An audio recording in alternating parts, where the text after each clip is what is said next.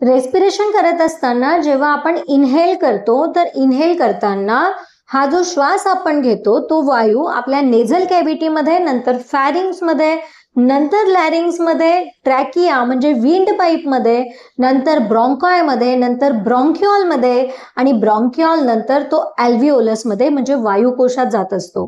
वायुकोश म्हणजे जसा आपला द्राक्षांचा गुच्छ असतो असे वायुकोश असतात. आपल्या शरीरामध्ये 30 मिलियन वायुकोश असतात, ज्यांना आपण अनफोल्ड केलं ना तर अख्खं टेनिस कोर्ट बनेल इतकं त्यांचं क्षेत्रफळ असतं.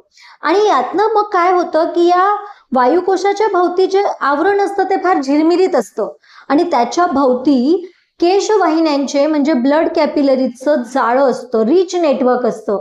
आणि या वायुकोश आणि ब्लड कॅपिलरीज मधून वायूची देवाणघेवाण होते. म्हणजे वायुकोशामध्ये आलेला जो ऑक्सिजन आहे तो ऑक्सिजन हा ब्लड कॅपिलरीज कडे जातो, तर ब्लड कॅपिलरीज मध्ये जो कार्बन डायऑक्साईड आलेला असतो तो कार्बन डायऑक्साईड वायुकोश घेतो आणि त्याला एक्सहेल करत असतो.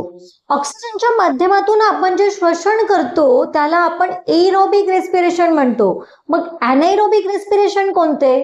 तर अनाएरोबिक रेस्पिरेशनच्या बद्दल आपण पुढील व्हिडिओमध्ये बघूया.